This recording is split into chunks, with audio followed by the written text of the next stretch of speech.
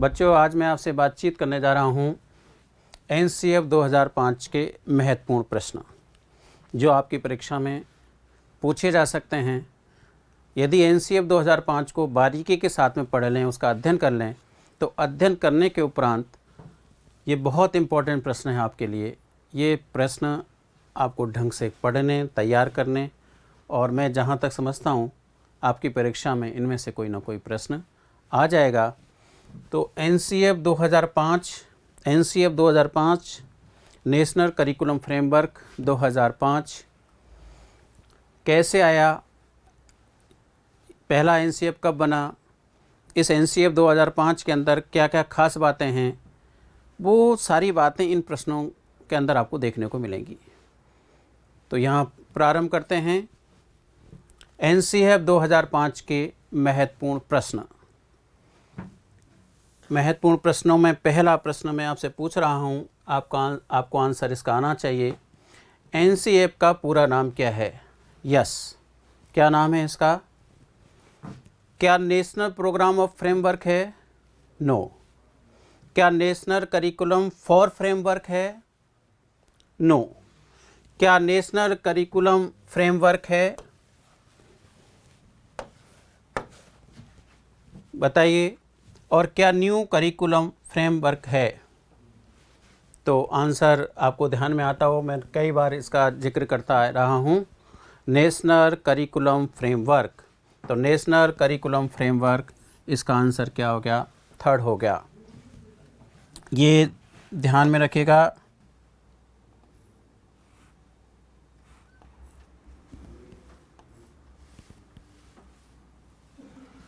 तो इसका आंसर क्या है? नेशनल करिकुलम फ्रेमवर्क, राष्ट्रीय पाठ्यचर्या की रूपरेखा 2005। पहला सही प्रश्न है और इसका पूरा नाम पूछ लिया जाता है। कई बार परीक्षा में इस प्रकार का प्रश्न आ जाता है। अब सेकंड प्रश्न की तरफ चलें अपन। तो सेकंड प्रश्न है इसका, एनसीएफ किस करिकुलम फ्रेमवर्क का संशोधन है? एनसीएफ जो 2005 है आपका, वो किस करिकुलम का संशोधित रूप है? तो ध्यान में आता होगा कि जो पहला करिकुलम था आपका, वो पहला करिकुलम कब बना? 1975 के अंदर। फिर दूसरे का जो करिकुलम है उसका एक भाग बना 1984 के अंदर, तीसरा 1988 के अंदर, और फिर 2000 के अंदर बना, और 2000 के बाद 2005। तो 2005 किसके बाद बन रहा है? 2000 के बाद बन रहा है। तो इसका जो आंसर है यहाँ पर, वो आंसर क्या हो जाएगा?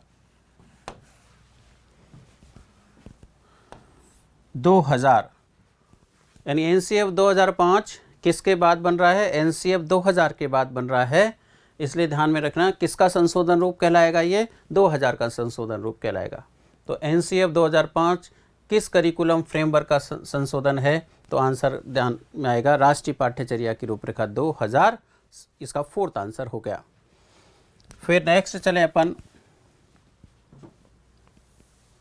प्रश्न की तरफ हम अपन चलें।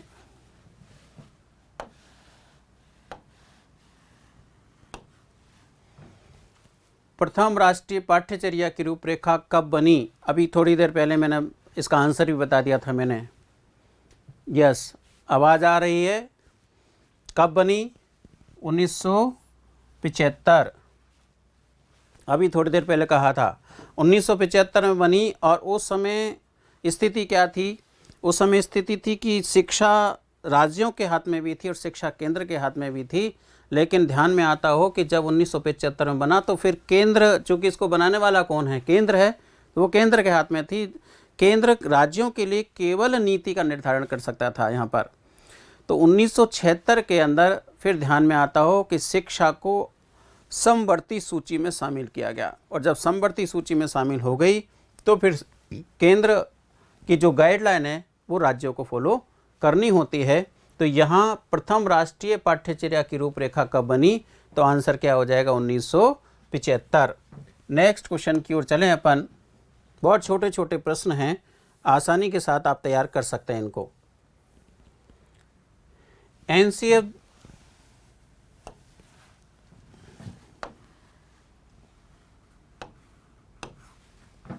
राष्ट्रीय पाठ्यचर्या की रूपरेखा का निर्माण किसके द्वारा होता है? तो अभी एक हिंट आपको मिल गई थी कि केंद्र इसको देखता है, केंद्र सरकार इसको देखती है, और जब केंद्र से सीधी सीधी सी बात आती है तो क्या एससीईआरटी इसका निर्माण करेगी? और एससीईआरटी का आपको ध्यान में आता हो state council for education research and training, क्या स्टेट इसको तैयार करता है? नहीं। क्या जो हमारा एमएचआरडी मंत्रालय है वो इसको तैयार करता है? तो फिर आंसर आपका क्या होगा? नहीं। Very good. और इधर मैं आपसे बात कहूँ कि एनसीईआरटी द्वारा तैयार होता है, तो एनसीईआरटी का काम क्या है कि वो पाठ्यक्रम में गुणवत्ता लेकर आए, पाठ्यक्रम अच्छा तैयार कराए। तो यहाँ जब एनसीएफ की बात चल रही है तो एनसीएफ को जो तैयार करने वाली एजेंसी हमारी वो कौन सी होती है?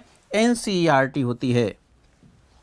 एक व तीन नहीं हो सकता, क्योंकि स्टेट राष्ट्रीय, जब हम यहाँ राष्ट्रीय की बात कर रहे हैं तो स्टेट की बात तो कर ही नहीं सकते यहाँ पर, तो स्टेट तो तैयार नहीं करेगा इसको।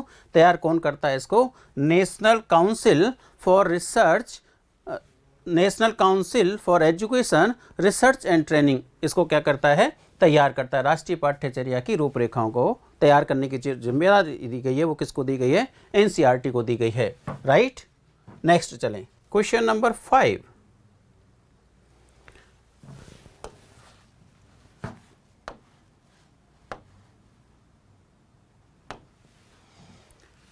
पाँच को देखें तो एनसीईआरटी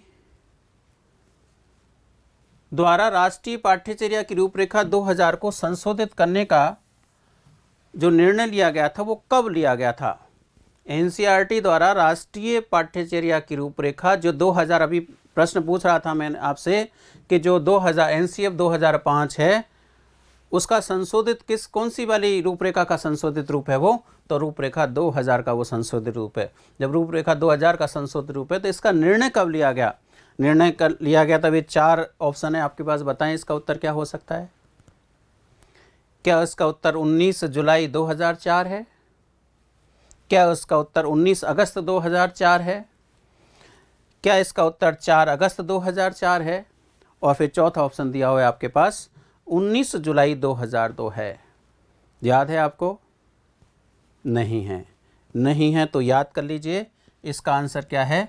19 जुलाई 2004 करेक्ट आंसर है इसका, वो है 19 जुलाई 2004। इस को याद कर लीजिएगा, 2004 ईयर आपको याद रखना ही रखना है, साथ में इस 19 जुलाई को याद कर लीजिएगा। कंफ्यूज होने की आवश्यकता नहीं है, कहीं आप 19 अगस्त करके आ जाए वहाँ पर, इसलिए 19 जुलाई 2004 है। तब इस दिन इसका क्या किया गया था? निर्णय लिया गया था 2000 वाले संशोधन करने के लिए। नेक्स्ट चलें अपन क्वेश्चन नंबर 6, और क्वेश्चन नंबर 6 को अपन देखें तो इसका आंसर आपको आना चाहिए। आसान सा प्रश्न है, कठिन प्रश्न नहीं है। एनसीएफ 2000 की समीक्षा किस समिति द्वारा की गई? एनसीएफ 2000 है, उसकी समीक्षा जो की जाती है वो किसके द्वारा की जाती है? क्या चट्टोपाध्याय समिति के द्वारा की जाती है? नहीं, चट्टोपाध्याय समिति को आपको ध्यान में आता होगा, ये तो 1984 की बात है, जबकि हम किसकी बात कर रहे हैं? 2000, एनसीएफ 2000 की बात कर रहे हैं यहाँ पर। क्या यशपाल समिति के द्वारा किया गया था इसका? क्या आचार्य राममूर्ति कृष्ण कमीशन के द्वारा इसकी समीक्षा की गई थी, या जस्टिस वर्मा कमेटी के द्वारा इसकी समीक्षा की गई थी? तो आसान सा प्रश्न है। हाँ बिल्कुल सही जवाब, और सही जवाब क्या है? यशपाल समिति। यशपाल समिति ने किसकी समीक्षा की है? एनसीएफ 2000 की समीक्षा की थी, और उसी की देन है एनसीएफ 2005।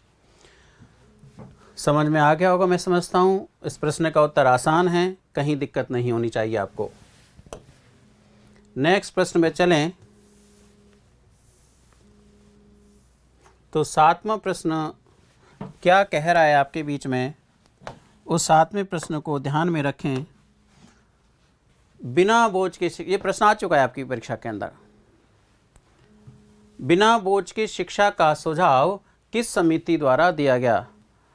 लर्निंग विदाउट वर्णन की जो बात की गई थी वो किसके द्वारा की गई थी? सीधा सा आंसर आपको ध्यान में आ रहा हो कि जो 2000 की समीक्षा करने वाला है उसी की कमेटी है प्रोफेसर यशपाल कमेटी। बिना बोझ की शिक्षा का सुझाव जो दिया गया था वो किसके द्वारा दिया गया? यशपाल कमेटी के द्वारा दिया गया था। जस्टिस वर्मा ने इसका कोई सुझाव नहीं दिया है, कोठारी आयोग के द्वारा इसका सुझाव नहीं है और मुदालिए आयोग के द्वारा भी इसका सुझाव नहीं है। तो आंसर क्या हो गया? यशपाल कमेटी। नेक्स्ट क्वेश्चन अपन चलें, क्वेश्चन नंबर 8। और क्वेश्चन नंबर 8 की तरफ जाएं। एनसीएफ 2005 ने किस बात पर बल दिया है? यदि आपने उसको ठीक प्रकार से समझा हो तो एनसीएफ 2005 किस बात पर बल दे रहा है? क्या बच्चों का सामाजिक परिप्रेक्ष्य पर उसका बल है? यस। क्या ज्ञान की प्रकृति, नेचर ऑफ नॉलेज पर उसका बल है? यस। क्या शिक्षा की लक्ष्य पर उसका बल है? यस। जब वो तीनों पर बल दे रहा है तो फिर आंसर क्या हो जाएगा बच्चों? उपरोक्त तीनों। इसका आंसर हो गया, यानी एनसीएफ 2005 ने किस बात पर बल दिया है?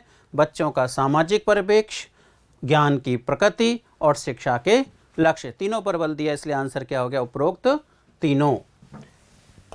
नेक्स्ट चलें क्वेश्चन नंबर 9। और क्वेश्चन नंबर 9 को देखें।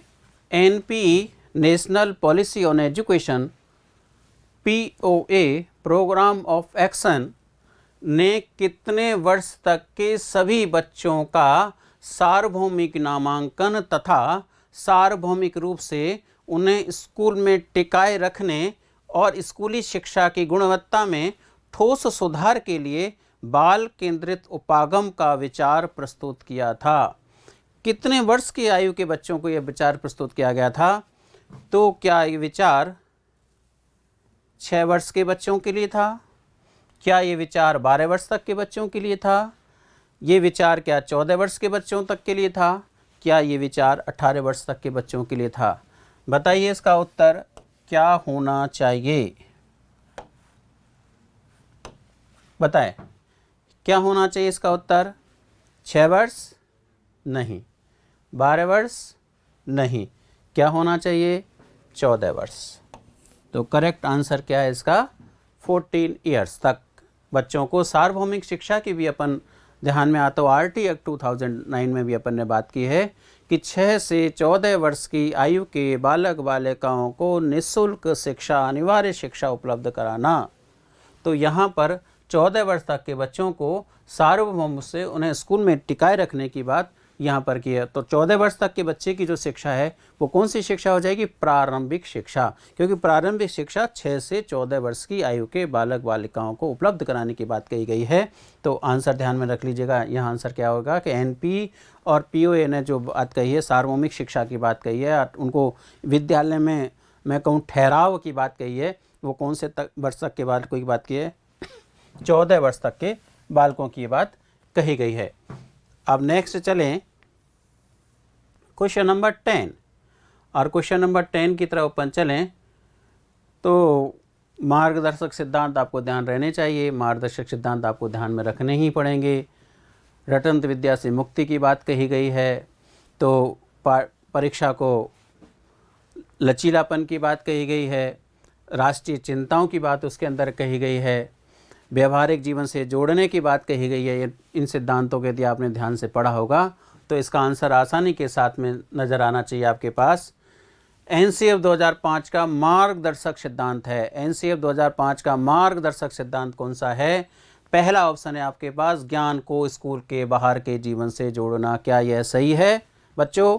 बिल्कुल सही है, ये सिद्धांत है। जरा दूसरे को भी तो पढ़ लें, दूसरा है या नहीं। चलो पहला तो मान लिया अपन ने कि जो पहला वाला तो है, क्या दूसरा वाला भी है? ऐसा जल्दीबाजी में नहीं करके आना। आंसर यहाँ पर आप बहुत उत्साहित हो जाते हैं, कई बार प्रश्न इतना आसान हो जाता है परीक्षा के अंदर कि आप इतने ज़्यादा उत्साहित हो जाते हैं कि बस मिल गया और टिक लगा दिया, गोला मार दिया, गोला काला कर दिया। और एक बार गोला काला कर दिया, दोबारा आप उसमें परिवर्तन नहीं कर पाएंगे। इसलिए पहले सोच समझ करके आंसर दीजिए। मैं मानता हूँ कि ज्ञान को स्कूल के बाहर के जीवन से जोड़ना यह सही है, लेकिन आगे तो पढ़ लें। बच्चों को चहुमुखी विकास के अवसर मुहैया कराना, यह भी तो सही है। इसका मतलब आंसर पहला भी सही है तो फिर आंसर दूसरा भी सही है। अब हम आगे कहीं ना कहीं जा रहे हैं, तो फिर अब समझ में आ जाना चाहिए कि जब आंसर दोनों सही हैं तो फिर उपरोक्त तीनों की ओर अग्रसर होते चले जा रहे हैं। तो तीसरे को और पढ़ लें अपन, यहाँ भी जल्दीबाजी नहीं करें, तीसरे को पढ़ लें। तीसरा क्या कहना चाहता है? तीसरा कहना चाहता है कि एक ऐसी अधिभावी पहचान का विकास जिसमें प्रजातांत्रिक राज्य व्यवस्था के अंतर्गत राज्य चिंताएं समाहित हों। तो ये तीसरा भी मार्गदर्शक सिद्धांत है, आपको ध्यान में आता हो। पहला सिद्धांत, ज्ञान को स्कूल के बाहर के जीवन से जोड़ना, सही है। दूसरा, बच्चों को चहुमुखी विकास के अवसर मुहैया कराना, यह भी सही है। तो तीसरा, यह एक ऐसी अधिभावी पहचान का विकास जिसमें प्रजातांत्रिक राज्य व्यवस्था के अंतर्गत राष्ट्रीय चिंताएं समाहित हों, यह भी सही है। तो फिर बच्चों आंसर क्या हो गया इसका? इसका आंसर हो गया बच्चों यहाँ पर उपरोक्त तीनों। तो जल्दीबाजी नहीं करें, कई बार ऐसा आंसर भी आ जाता है तीनों ही सही होते हैं उस वहाँ पर, तो फिर आंसर क्या हो जाता है वहाँ पर? उपरोक्त तीनों। ये तो तीनों की तीनों क्या है? ये मार्गदर्शक सिद्धांत हैं। व्यवहारिक स्कूल के बाहर के जीवन से जोड़ना, यह भी है। चहुमुखी विकास के अवसर कराना, यह भी है। अधिभावी पहचान का विकास जिसमें राष्ट्रीय चिंताओं की बात की गई है, यह भी इसका मार्गदर्शक सिद्धांत है। नेक्स्ट चलें प्रश्न नंबर 11, और प्रश्न नंबर 11 को देखिए।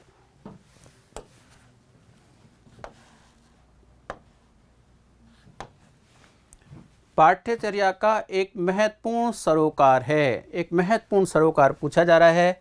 आपके पास 4 ऑप्शन हैं, इन 4 ऑप्शनों को पढ़िए और उसमें से पाठ्यचर्या का जो महत्वपूर्ण सरोकार है, बिल्कुल सीधी लाइन लिखी हुई है उसके अंदर।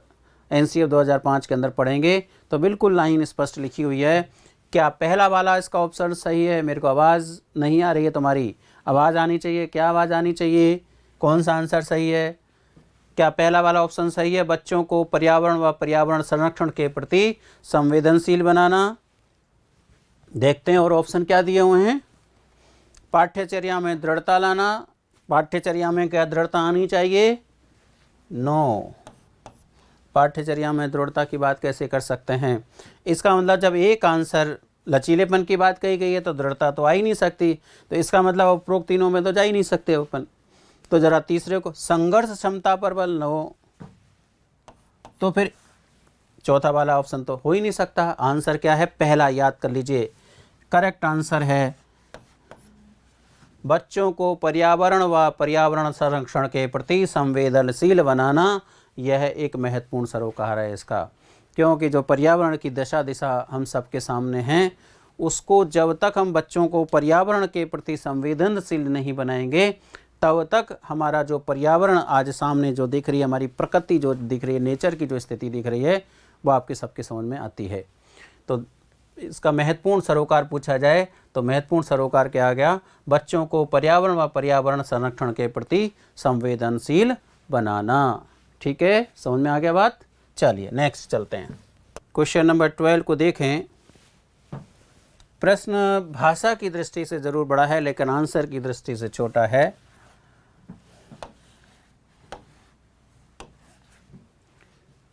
अध्यापकों की भर्ती, प्रशिक्षण व सेवा शर्तों के लिए सुझाए गए आवश्यक मानकों को हल्का करने का प्रस्ताव चिंताजनक है, यह किसने कहा?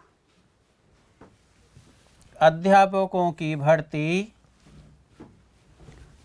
प्रशिक्षण और सेवा शर्तें, इनको जब हल्का करने की बात आ रही थी तो इन्होंने कहा था कि इनको हल्का करना चिंताजनक है। यह बात किसके द्वारा कही गई? तो आप बहुत जल्दीबाजी में इसका आंसर टिक करके आ सकते हैं, कोठारी आयोग। यदि जल्दीबाजी में कोठारी आयोग पर टिक करके आ गए तो गलत हो जाएगा प्रश्न का उत्तर।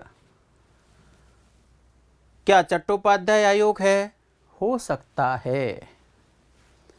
क्या राममूर्ति कृष्ण कमीशन है? तो ये राममूर्ति कृष्ण कमीशन ने तो क्या किया था?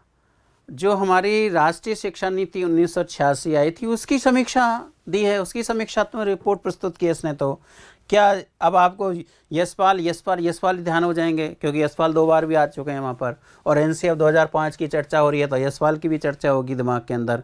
तो कहीं दिमाग में यह ना आ जाए कि हम क्या पढ़ रहे हैं, किस प्रश्न किसका आ गया, एनसीएफ 2005 का होगा। एनसीएफ 2000 मायने ही बच्चे क्या समझ लेते हैं, प्रोफेसर यशपाल शर्मा। नहीं, जल्दीबाजी में गलती नहीं करनी। आंसर है इसका चट्टोपाध्याय आयोग। चट्टोपाध्याय आयोग 1984 ने बिल्कुल स्पष्ट अपने शब्दों में कहा है यहाँ पर क्या, कि अध्यापकों की भर्ती, प्रशिक्षण व सेवा शर्तों के लिए सुझाए गए आवश्यक मानकों को हल्का करने का प्रस्ताव चिंताजनक है। यह चिंताजनक जो बात व्यक्त की थी वो किसने व्यक्त की थी, चट्टोपाध्याय आयोग ने की थी 1984। तो ध्यान में रख लेना, कई बार एनसीएफ 2005 केवल यशपाल को ना मान लें, ये लोग भी बीच में बैठ, कोठारी आयोग के भी कोटेशन कोड्स हैं उसके अंदर, वह भी आपको ध्यान में रखने पड़ेंगे। अब नेक्स्ट प्रश्न चलें अपन, क्वेश्चन नंबर 13।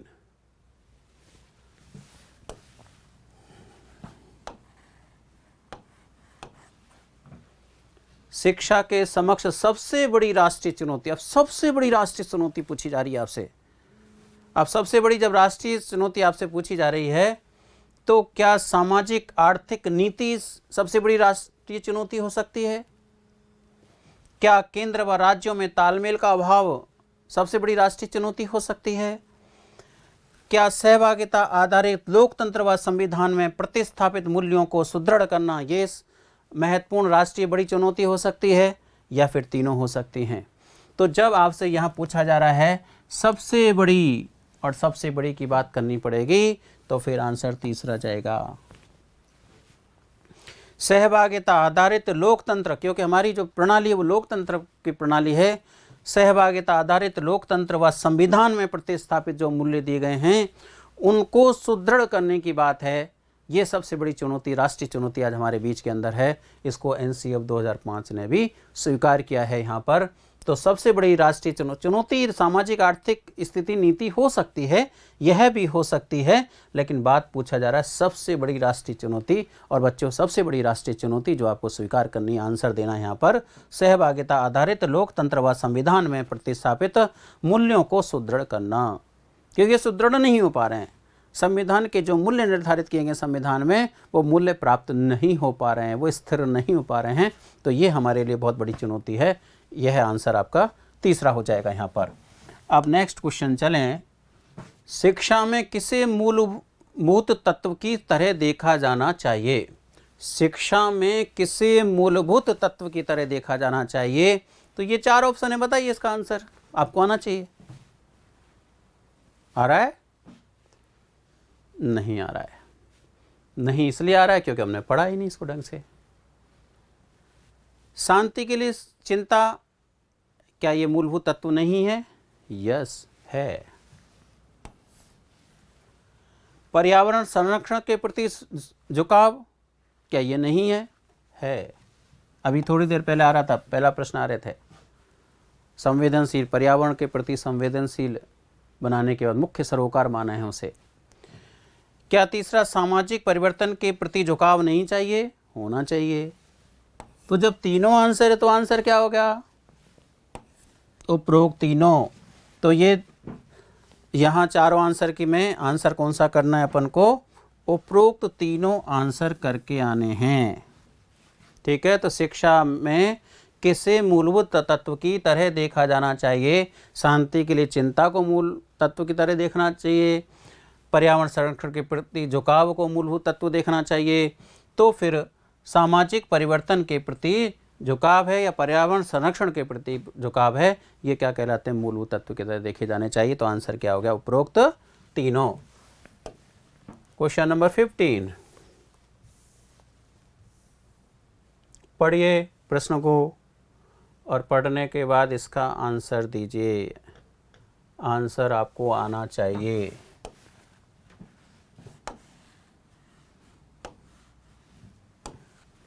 क्या आंसर होगा?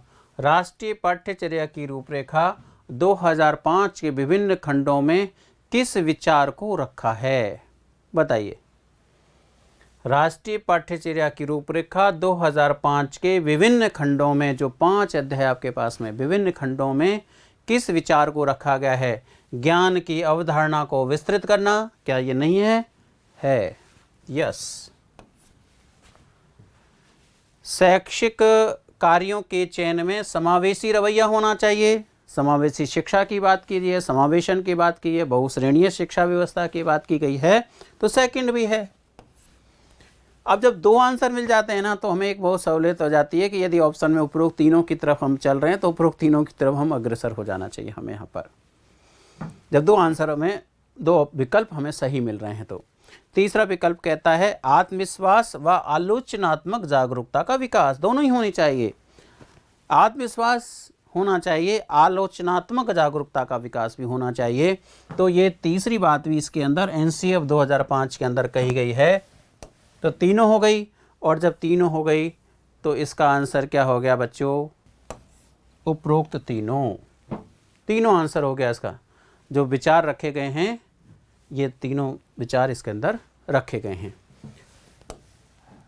नेक्स्ट क्वेश्चन चलें, क्वेश्चन नंबर 16।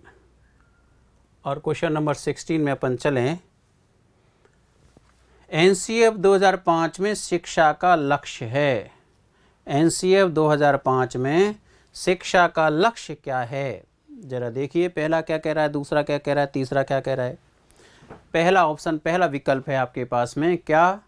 लोकतंत्र, समानता, न्याय, स्वतंत्रता, परोपकार, धर्मनिरपेक्षता, मानवीय गरिमा व अधिकार। क्या ये शिक्षा का लक्ष्य नहीं है? ये शिक्षा का लक्ष्य है बच्चों।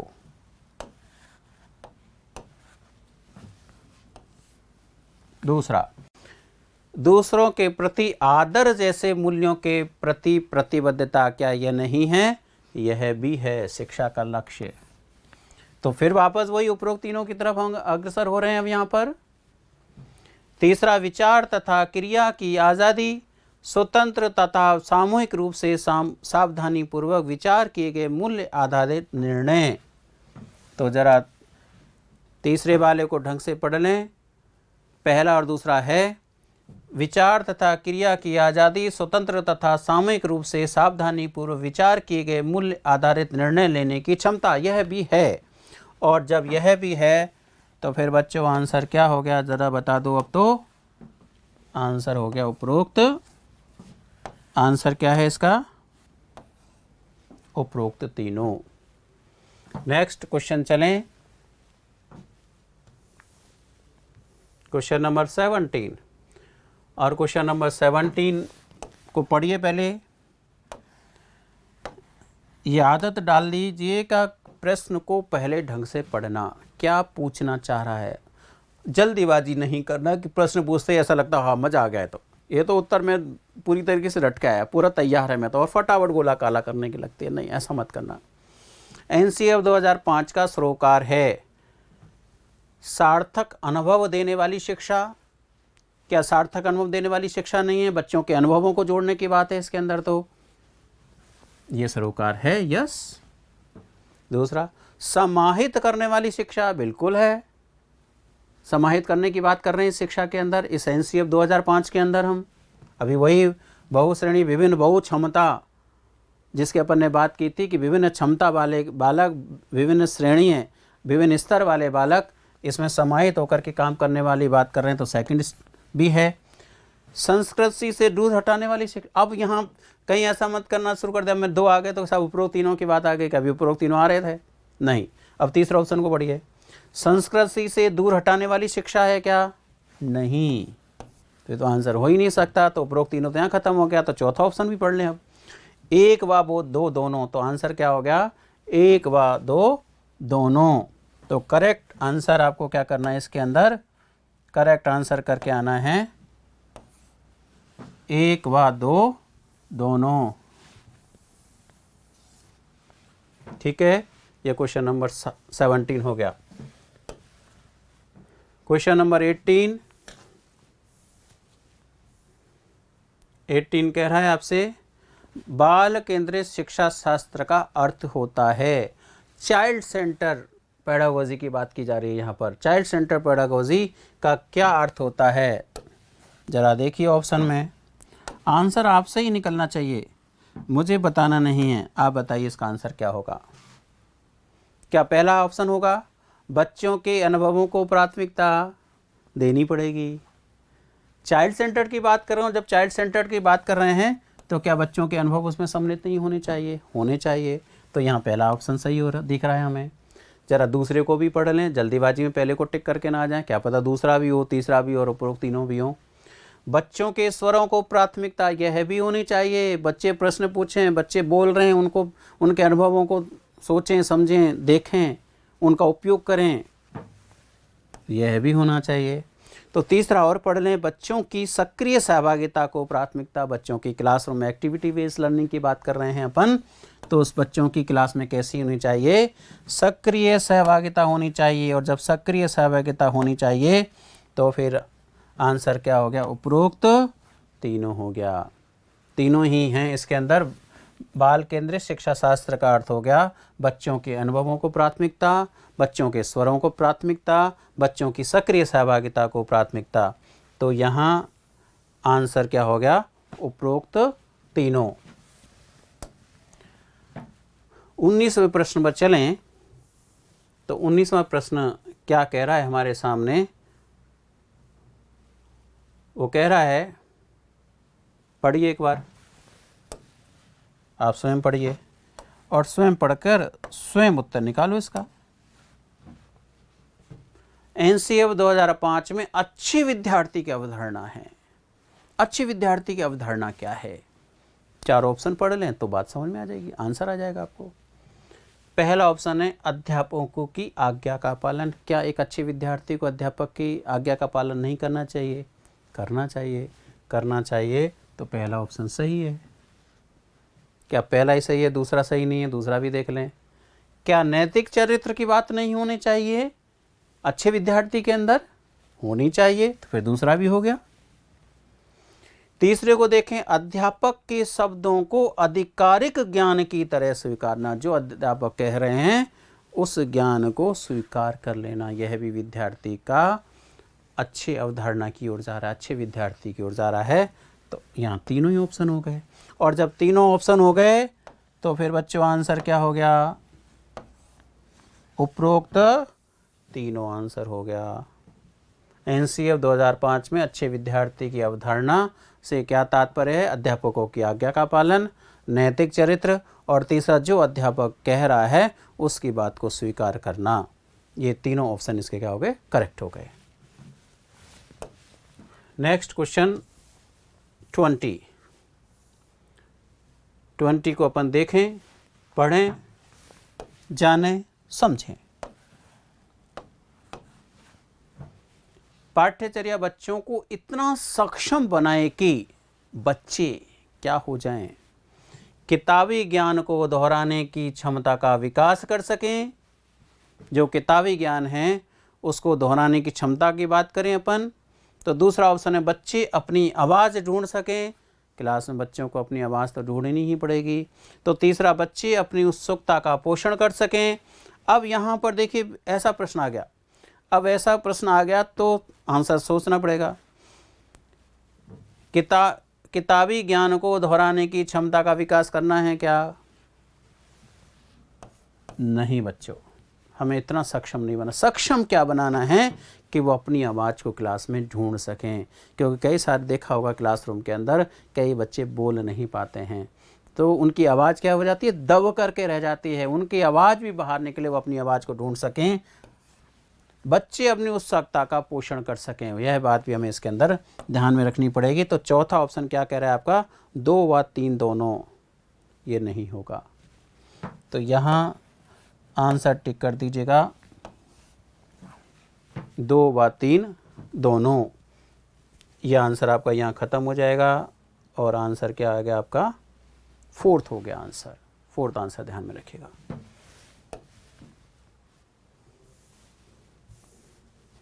क्वेश्चन नंबर 21 क्या कह रहा है, 21 कह रहा है आपसे, एनसीएफ 2005 में निहित है। क्या है एनसीएफ 2005 में, क्या अध्यापकों के प्रशिक्षण इसमें निहित है, यस, अध्यापकों के प्रशिक्षण इसमें निहित हैं। सेवाकालीन प्रशिक्षण की बात कही गई है इसके अंदर, इन सर्विस टीचर ट्रेनिंग्स की बात रखी गई है इसके अंदर। लास्ट वाले अध्याय को पढ़ें तो उसमें ये बातें आपको ध्यान में आएंगी। क्या स्कूलों की वार्षिक योजना नहीं है, है। पाठ्य पुस्तकों की रूपरेखा नहीं है, यह भी है। तो फिर आंसर क्या हो गया बच्चों इसका? कुछ प्रश्न बहुत आसान आ जाते हैं, तो आंसर हो गया चौथा। और जब आंसर इसका चौथा हो गया तो ये तीनों मिलाकर के तो चौथा बनता है। तो एनसीएफ 2005 में ये तीनों बातें क्या हैं? निहित हैं। नेक्स्ट क्वेश्चन चलें 22।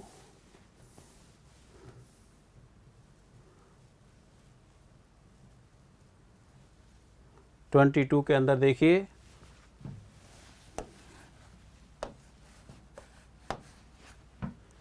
सीखने व विकास के प्रति पाठ्यचर्या का रूप कैसा होना चाहिए?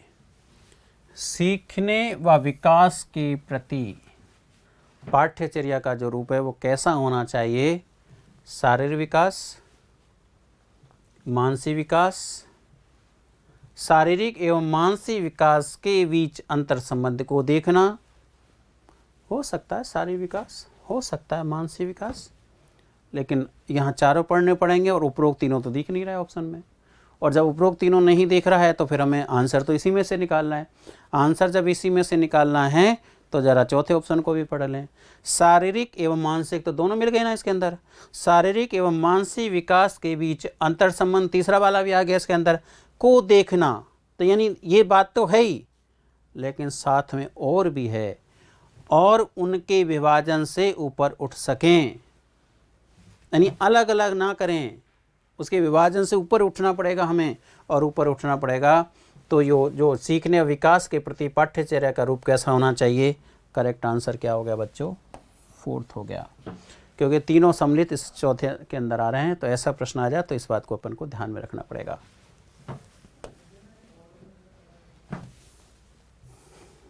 और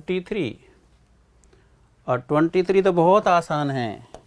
आसानी के साथ इसका उत्तर आप बता सकते हैं, आपको आ गया होगा इसका उत्तर। सभी बच्चों के सभी प्रकार के विकासों की पहली शर्त, फर्स्ट शर्त क्या है? क्या स्वस्थ शारीरिक विकास, क्या स्वस्थ मानसिक विकास, क्या स्वस्थ नैतिक विकास, क्या उपरोक्त तीनों? अब यहाँ क्या टिक करोगे बताओ? उपरोक्त तीनों ना? नहीं, उपरोक्त तीनों करके मत आ जाना, 0 मिल जाएगी, नहीं तो माइनस में चले जाओगे यदि नेगेटिव मार्किंग हो गई तो। यहाँ पहली शर्त पूछी जा रही है आपसे, और फर्स्ट शर्त क्या होती है? स्वस्थ शरीर में ही स्वस्थ मस्तिष्क का विकास होता है बच्चों। तो पहला क्या है? स्वस्थ शारीरिक विकास। स्वस्थ शारीरिक विकास होगा तो ये तो सब आ जाएंगे, इसलिए पहली शर्त पूछी जा रही है आपसे। यदि पहला शब्द नहीं होता तब तो सब हो जाता, लेकिन पहली शर्त क्या है? स्वस्थ शारीरिक विकास। नेक्स्ट क्वेश्चन की तरफ चलें।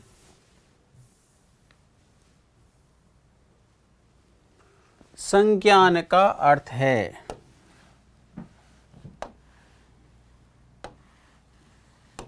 बताइए संज्ञान का क्या अर्थ है? ज्ञान और विकास लगेगा इसमें, ऐसा लगेगा कि यार सारे ठीक ठीक लग रहे हैं, इसमें कौन सा टिक करूं? दूसरा भी लग रहा है तुम्हें कर्म व भाषा के माध्यम से स्वयं और दुनिया को समझना, तो तीसरा कर्म से ज्ञान की ओर, और चौथा देखें तो ज्ञान की दिशा। आंसर तो तुम्हें सब लग रहे हैं। तो फिर क्या होता है? कलम कभी इस पर टिक मारती, कभी इधर घूमती, कभी इधर घूमती, कभी इधर घूमती, सीधा सीधा सा संज्ञान का अर्थ पूछा जा रहा है आपसे, तो सेकंड वाले पर चले जाइए। संज्ञान का अर्थ है कर्म व भाषा, दोनों बातें ध्यान में रखें। कर्म व भाषा के माध्यम से स्वयं और दुनिया को समझना, स्वयं को भी समझना और दुनिया को। लेकिन इन दोनों बातों, कर्म और भाषा होनी चाहिए। भाषा भी आपके पास होनी चाहिए, भाषा की भी जानकारी, तभी दुनिया को समझ पाओगे, नहीं तो दुनिया को नहीं समझ पाओगे। और कर्म करोगे तो दुनिया को समझ पाओगे और अपने आप को भी समझ पाओगे। तो संज्ञान का अर्थ है कर्म व भाषा के माध्यम से स्वयं और दुनिया को समझना। और अब क्वेश्चन नंबर 25।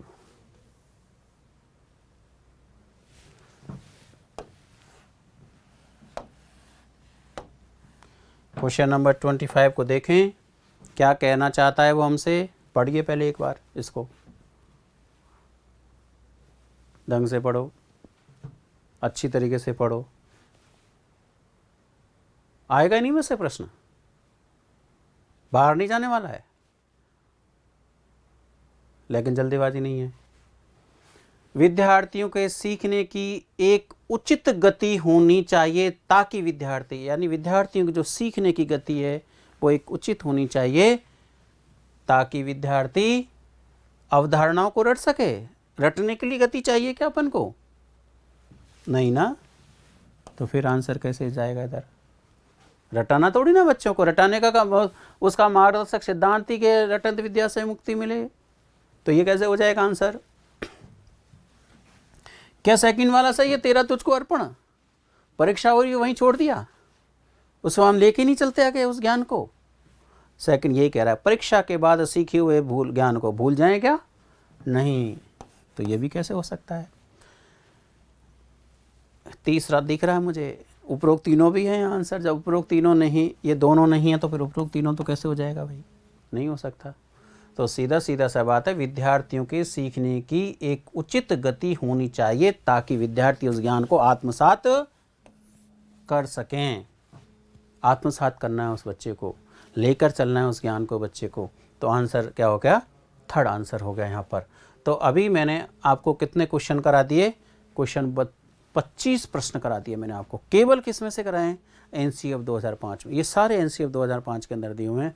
यदि डिटेल को ढंग से पढ़ लें तो ये प्रश्नों के आंसर क्या हो जाएंगे, आपको आसानी के साथ समझ में आ जाएंगे।